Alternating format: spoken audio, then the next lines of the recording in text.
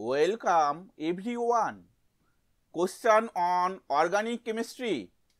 The product of the reaction is when ethyl chloride reacts with sodium iodide in the presence of acetone solvent.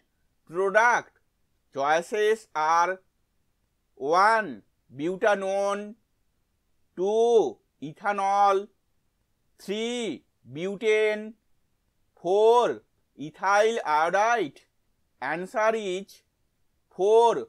Ethyl iodide. Explanation we will see in the next slide. The reaction of alkyl halide where X is Cl or Br with sodium iodide in the presence of acetone solvent produces alkyl iodide. This reaction is known as Finkelstein reaction. Thank you for watching this video.